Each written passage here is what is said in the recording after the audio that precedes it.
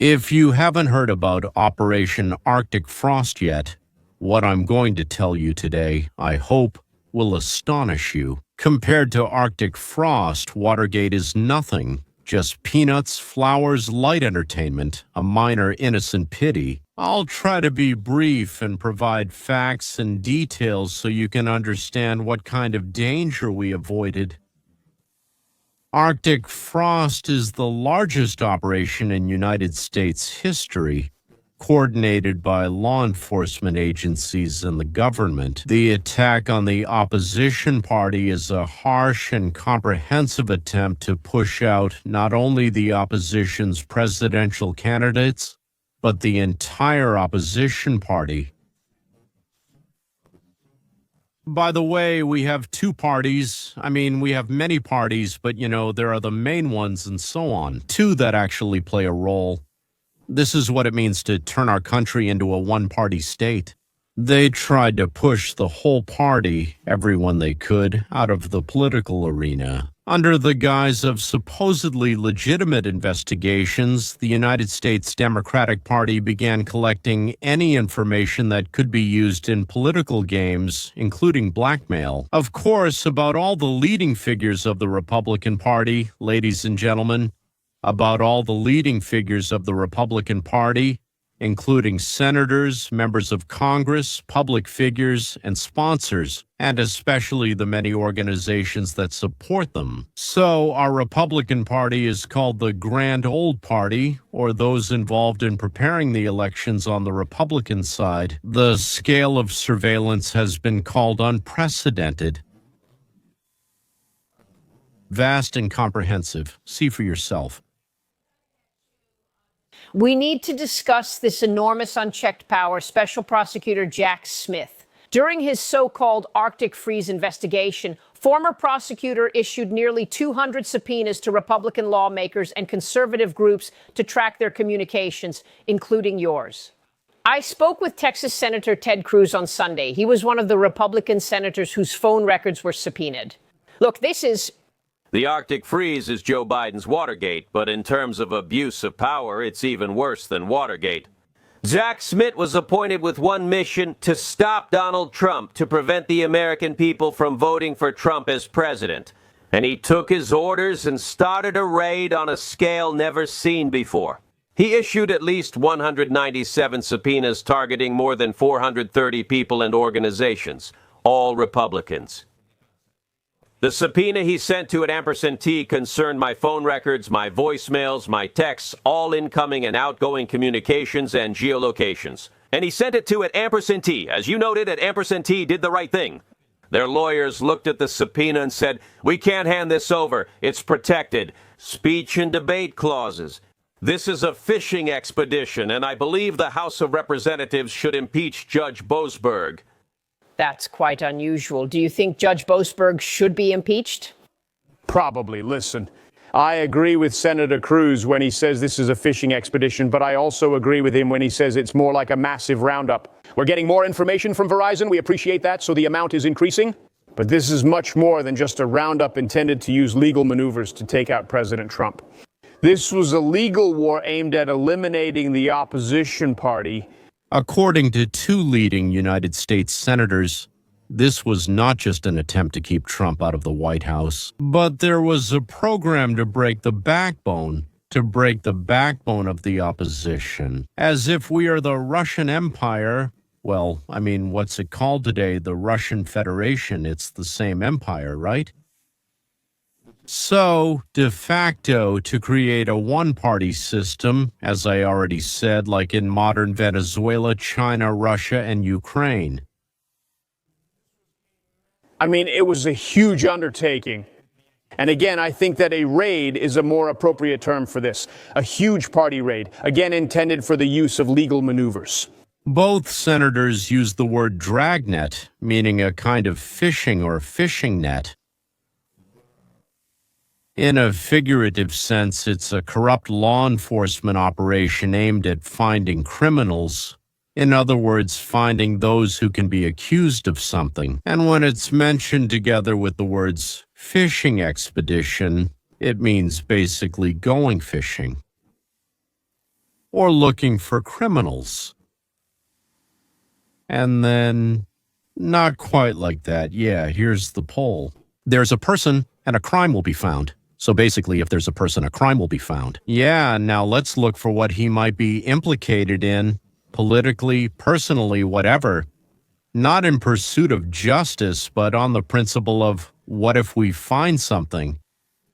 To really weaken the opposition party. We've never seen anything like this. It was brazen. This needs to be fully exposed. I spoke with Eka Shampatwal earlier this week. We're going to sit down and meet with him when we get back from the break. We need the FBI and the Department of Justice to cooperate with Congress to make all this information public. I want them to back up their accusations, but above all, we need full disclosure. None of this can be sealed or hidden in court records. This must be revealed so Americans can see how outrageous and extensive the raid was. This was designed to be used in their legal war to weaken their opposition, the Republican Party. It's just breathtaking, honestly.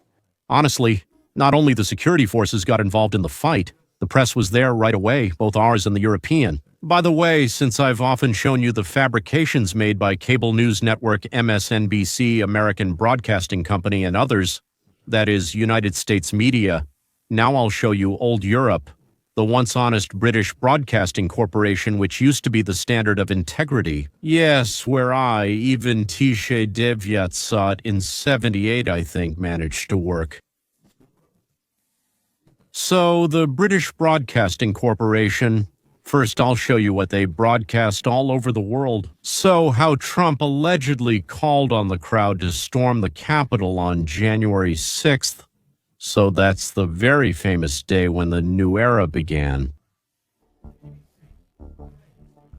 Era. The British Broadcasting Corporation claims to be the pinnacle of unbiased journalism, but what if there was an internal dossier that would show that this isn't the case? The Telegraph newspaper has seen a letter that shows one of the British Broadcasting Corporation's independent advisors repeatedly warned that the broadcaster has serious and systemic problems. A week before the United States elections, British Broadcasting Corporation Panorama released a documentary called Trump Second Chance, and in it they showed the following. Fragment, we're going to the Capitol, and I'll be there with you, and we're going to fight. We're going to fight with all our strength. You heard me, right? Forward to Capitol Hill, I'll be with you, and we're going to fight, struggle, and battle. In Russian, we don't use hell like in English. It means we'll fight like 1,000 devils or something similar. That's all in one sentence. And that means all of Europe heard and saw it. The whole world, America, saw it. And everyone understood that Trump was calling the crowd to storm Congress, right? But is that really the case? Was it? But Trump actually didn't say that. The British Broadcasting Corporation combined two clips that happened 54 minutes apart. Let's go through this. Again, we will go to the Capitol, and I will be there with You. Now you see between the Capitol and this is an edit. Here's what he actually said. Trump. We will go to the Capitol, and we will support our brave senators and congressmen and Women. Let's pause for a second and think. Yes, we will go to Congress and we will honor our brave representatives, both men and women. And where is Probojtiki? I don't know, Draca, like 1,000 devils will give you hell where... That's something else. Only almost an hour later did he say the second part of the British Broadcasting Corporation version, "We will go down."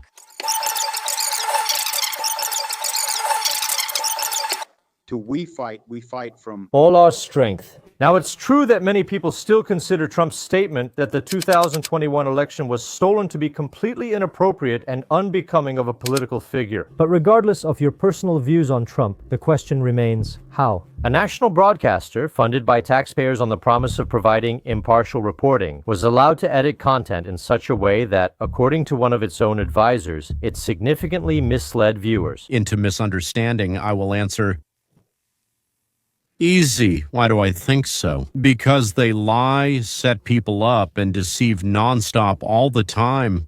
And for a long time now, journalists, well, let's say their profession, instead of reporting news and evaluating news, has turned into a tool of propaganda for their own and other countries' populations for a long time.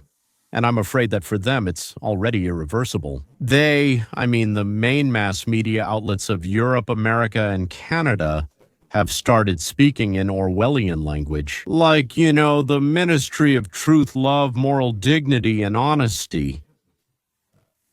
Yeah, well, I mean, they're double-think and double-speak. War is peace, freedom is slavery, ignorance is strength, and lies are the only possible truth. The only possible truth.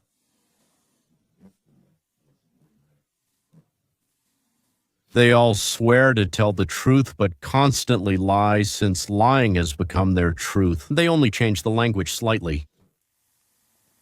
That's it. They are the mass media of Europe, the United States of America, and Canada. I'm afraid that Australia, Israel, and the like are convincing us that socialism is wonderful. If you change its prefix, and instead of, say, international, like the International Socialist, or national, like in Germany, you call it democratic, and everything will change immediately. No matter how you sit, my dear, you still can't play anything, not on the violin or anything else. Accordion. Socialism brings good things if it's democratic. Socialism, democratic, It's not. socialist democracies. But authoritarian. States. So it's not that socialism is bad. Socialism is taking away the earnings from the one who made them, meaning someone who produced something, sold their labor or their products, and taking it away from them, and giving it to someone important and needed by the ruling. Junta. This is The hour of the Bolivarian. People. But the socialist from Venezuela was... elected I speak Spanish. There's no dictatorship here. I was elected, 3 times. They can start with democratic elections, and then once they centralize control over the economy, it becomes impossible to democratically re-elect them. Economist Ben Powell. Now, Maduro rules by ordering government employees to vote for him, or else they will lose their jobs. Maduro openly buys votes. They set up food aid stations next to polling stations, and you get food rations if you vote the right way. Democracy there is just fiction. It always becomes authoritarian.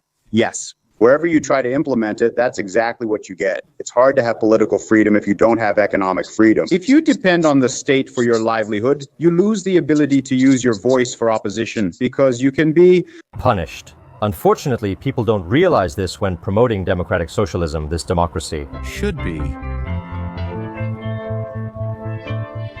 To be continued. We are not a fully capitalist society. Some industries are state-owned, managed, and controlled, essentially socialized. It's no coincidence you notice inefficiency and poor performance when looking at them. Our public education, crowded streets, and socialized industries don't work. Well, but what about Norvegia? It's the most socialist country. Instead of Cuba or China. Think about it. Myth 4. Socialism works well in Scandinavia, but Scandinavian countries are not. We're also always told that we need to do everything like they do in Sweden.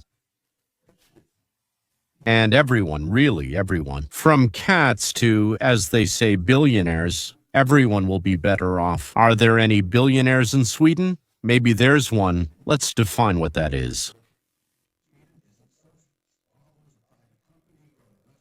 All right, Sweden is not socialist. Volvo is a private company. Restaurants, hotels, they're privately owned. Markets handle most economic activity in Sweden. Well, Sweden. In the 70s and 80s, we had a period when we had something that resembled socialism, a big government that taxed heavily and spent a lot. There were lines for medical care and people couldn't get the pensions they expected. At that point, the Swedish people said, enough, we can't continue like this Anymore. That's why Sweden cut taxes and government spending. They privatized the trains, sold off state-owned enterprises. When I talk about democratic socialism, I mean countries like Denmark. When American politicians mistakenly called Scandinavia socialist, the Prime Minister of Denmark came to America to refute them. Denmark is not a socialist planned economy. It is a market economy. Denmark's economy is now even freer. A market economy, then. America with Greater freedom to follow your dreams and live your own life. Myth number 5. Socialism is totally different from fascism. When one congressman said there is potential for another Hitler to emerge, a socialist like Hitler. Another congressman said that Nazis are terrible, not socialists. Nazis killed Jews, so comparing socialists to Nazis offends me. fascists. It's true that fascism and socialism are not exactly the same, but they have a lot in common. They both replace market decision-making with command administrative management. While socialism abolishes private property and replaces it with state ownership, fascism leaves private property at least nominally, but replaces decision-making with state control and orders. As an ordinary person living your life, whether under socialism or fascism, you lose your autonomy and control over your future. Only under capitalism do you have the freedom to say, socialism is appealing because it promises justice and equality. Resources should be distributed to those who need them. They hear the sermons of socialism about equality, but they don't look at what it actually brings. The history of humanity is a history of poverty, hunger, and early death. This was true throughout our entire history until very recently. In the last 20 years, we've seen more people rise out of extreme poverty than ever before in human history. And that's thanks to markets. We have actually, ladies and gentlemen, lifted billions of people out of poverty. Our poor are richer than the rich of the past because market relations have developed technology, because every day free people make discoveries and inventions. Improvements and cost reductions in products involve more and more workers in the production process. Poverty is the absence of property. Subtitles by the org. Wealth is having a lot of property. The goal is not to take away and divide so that everyone has exactly the same, but to produce more and more so that everyone has more. And not to look at billionaires and think, they have even more now. How terrible. Having said that, let's get back to our Watergate on yeast. This is a press conference of Republican senators slightly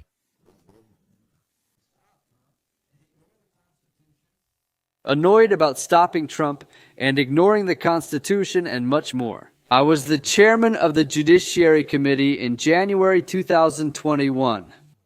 I don't know about you, but I'm offended that someone in 2023 would subpoena me to get my phone records and find out where I was when I called someone, who I called, and where they were. It's none of their damn business. I have a constitutional duty, just like all of us here, as the chairman of the 2020 election committee. I don't think anyone was concerned about the 2020 election until Trump decided to run legally in 2024. So I want to find out what happened across the whole system. Was there any contact between Jack Smith and Fani Willis? I got into this mess. I had to spend over $1 million. Now she's been removed from the case. Was there any coordination between Jack Smith, Fani Willis, Alvin Bragg, Letitia James? They talked, they shared information. Is it just a coincidence that all this happened within a few days after Trump announced? And over the course of 8 or 9 months, the Republican candidate, one of the presidential candidates, had 91 criminal charges in the bluest districts in the damn country. Do you think that happened by accident? I don't think so. That's Senator Leslie Graham. You can like him or not, support his ideas or not, but the fact that he's such a desperate patriot, he really loves America, he likes it. He's for the Constitution, for the morality that's being destroyed in this country. No one has any doubts about that. Senators, Democrats, and others often mention and joke about this. So he may be anything, but he's an absolutely morally upright person. He's such a pioneer, Oh, no. And I want Jack Smith to testify, but first I want to get the information. He won't testify while we're in the dark. Department of Justice, please expedite the request made by Senators Grassley and Johnson to provide us with any information that may exist between Jack Smith and Fani Willis, Alvin Bragg, and Letitia James. He says about the fact that suddenly at the same time a series of investigations began, which followed after Trump made the announcement. So Trump made the announcement that he was running for a second term, entering the race But I think in this case, I can't recall a bigger political scandal in the last 100 years. If you want to compare this to Watergate, it's 100 times worse. Here's why. To kind of reinforce the point that Senator Graham was making. 3 days after President Trump announced his candidacy, this system was used against him. Jack Smith, who is known in the world of prosecutors as Stalin's "show me the man, and I'll show you the crime." A prosecutor is the person appointed when they want to go after a political opponent. He's a scoundrel, a villain, and I hope he appears before this committee. He has a lot to answer for. He not only went after President Trump, but also sitting senators. I was chairman of the Republican Attorneys General Association then, and Ashley Moody was also on the executive board. He went after us and hundreds of other people who happened to be Republicans in the United States of America. What else happened? The second most important prosecutor in Atlanta, who is leading the case against President Trump, a case that was ridiculous from the very beginning, somehow meets with the White House. The third-ranking person in the Department of Justice leaves their third position in the Department of Justice to work for Alvin Bragg, the district attorney. Why is that? This was an attempt to persecute political opponents in America, something we've never seen before. This should never happen again. And let me single out a couple of people besides Jack Smith. Judge Boasberg. Judge Boasberg gave a speech about how he was going to obstruct Trump's agenda. Before he got these cases, he wasn't a duty judge. In Washington courts, there's a judge assigned daily, and he wasn't the duty judge. He's on vacation, yet still gets these cases. He was notified at 1 a.m. He was told cases against President Trump and his agenda are now coming in. I don't know, we need to figure it out. But what Judge Boasberg did with Senator Cruz and possibly other senators absolutely, and I don't say this lightly, absolutely deserves impeachment proceedings. Accountability is necessary. Americans have heard much about it and will hear more. We should hold Watergate-style hearings on this issue for several months. If we're ever going to root this out, we have to take it seriously. And there must be consequences. Resignations, firings, criminal prosecutions. In this country, you simply can't use the justice system to put people in jail just because they're wearing a red or blue shirt. That's completely unacceptable. But they never forgave President Trump for coming down the escalator in the first place. That's the whole point. And they can't believe that they're now in a position where the American people have chosen him again. If he hadn't won, not just run, we would have never found out about this. Absolutely. It's just the very fact that he won made a historic political comeback that no one alive has ever seen as a problem. That's why we must act, or it'll happen again. We have to hold a hearing bigger than Watergate, interrogate everyone, fire them, put them on trial and lock them up, because this should never happen again in the history of this country, at least in the foreseeable future, so to speak, as long as all those who remember are still alive. If you don't know me, I'm Ashley Moody, and I'm the youngest member of the Judiciary Committee. But I came in January. I've been here for 9 months, and I can't express how shocked I was by what happened under the previous administration. Now I come with experience not only as a lawyer, a federal prosecutor, a judge for more than 10 years, but also as the Attorney General of Florida to make sure this country gets back on the right track. Because let me tell you about countries like Venezuela, where their own government persecuted its enemies. And that included not only those who were lawfully and properly elected by the people. They persecuted news organizations and journalists. They went after allies and people who supported freedom and democracy. And most of the people from that country who fled are now living in the state of Florida. When meeting with former Supreme Court judges of Venezuela, I heard this story over and over again, the story we're telling you today. You heard Senator Cruz tell you that the judge said he could destroy the evidence. This is one of the outstanding lawyers in our country who has appeared before the Supreme Court, who has dedicated his life to service, who is fighting for the future of this country. And the administration went against him. If you issue subpoenas, you say they are related to a criminal investigation, and the judge said he could destroy the evidence. Think about it.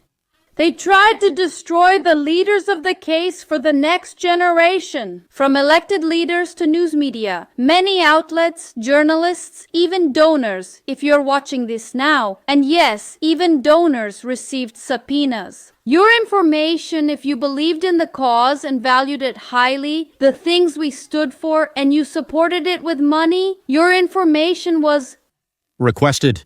They were eavesdropping on everyone. Better than the KGB, much better. They lacked the technology and capabilities back then, but now they have the technology, capabilities, money, and desire. Everyone who could get in their way, everyone they keep robbing, in other words, us. You and me, they want to keep robbing us and never let us catch our breath. Because if we do, we might say, hey, wait a second, why are you robbing us? Let's keep going. Yes, let's continue. They want to be kings, while at the same time marching and shouting, no to kings, la la la la la la la. But that's what the correctionists do everywhere and always. Well, there are different names. Again, with him, there are socialists, some like this, communists, some like that, fascists, some like that, collectivists. The collective is more important than the country, more important than the city, more important than anything else, and so on. That means, of course, including ours as well. I just happen to remember them. Those who, well, how can I put it more gently? Selfish scoundrels. Oh, that's putting it mildly, I think. No, I'm not really, yeah. So who do I mean? It's simple. Let's do it. So we have a lot of noise and shouting from Rashkin, Shvets, Kasparov, Baikov, Shenderovich, Tsimbalyak, Yakovina, Kiselyov, and Kushner. Dasha Shastlivaya, together with Karina Orlova, who is absolutely unhappy. Everything for $1, well, or euro or pound. It doesn't matter what money, even rubles. Yes, they'll sell everything, even their own. Their guts, just to march together with everyone in the same ranks, alongside the powerful of this world. I wonder, what do you get, you who sold out to Putin? There, Solovyov and the Skobievs brand those who sold out either to Soros or to the Democratic Party of the United States of America. Well, all of them, and Hikamenko, Zhernovik, Gudkinik, and, by the way, Volodymyr Zelensky and these Soros kids and Democrat kids, they brand those who sold out to Putin. One scoundrel calls out another for the same behavior. He's a scoundrel. So, when you hear them say, imagine they're doing this to us, they could do it to you, they really did. We know this only because the president was reelected. And I can tell you right now, you heard them say we have to do our job. Impeachment should be on the agenda. Impeachment wasn't just a theory or an idea or something hypothetical. One day, if there was ever a case to remove judges who did not follow the law or were not independent or did not fulfill their oath, this is it. Impeachment can't be just a scare tactic. We need to use this tool so that the public can trust our judiciary again. System. Let me clarify. Impeachment is not only for the president, but also for the vice president, as well as public officials, including federal judges, ministers, and heads of federal agencies and departments. But as for members of Congress and the Senate, they don't get impeached. It's different for them. They can be expelled by a decision of their own Senate or Congress. I don't know what the exact rules are, but I think it's at least 60 votes or maybe even 2/3. I've never looked into it, but I know that, so to speak, they don't get impeached. It's something like that. But they always prefer it that way over there. Sometimes they do kick people out. They kicked out a guy who was later imprisoned and is now released. Democrat members rarely get kicked out because they always stick together. Since they're all thieves, they defend each other, creating a united front. Now, this is going to be Senator Grassley who actually uncovered all of this. Here he is. He's already an elderly man. I think he's serving his last term, maybe even this one. He didn't have to do it, but it turned out he did because a lot of people trust him and there's just a stream coming to him. What we call whistleblowers, people who are afraid to tell anyone, know that if they come and tell him, he'll either take the case and protect them, or he'll say, guys, it's all gone, nobody saw anything, go home, it's okay. Let's go. We'll just prove what the government was trying to do. We're getting more documents for this, and we still don't know everyone who was probably involved. but we have evidence that there were too many people and this process should never have continued. Does anyone else want to say something? This process will move forward, said Poity.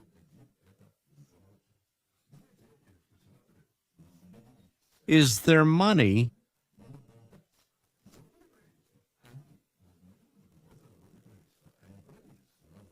There? Everyone out the window.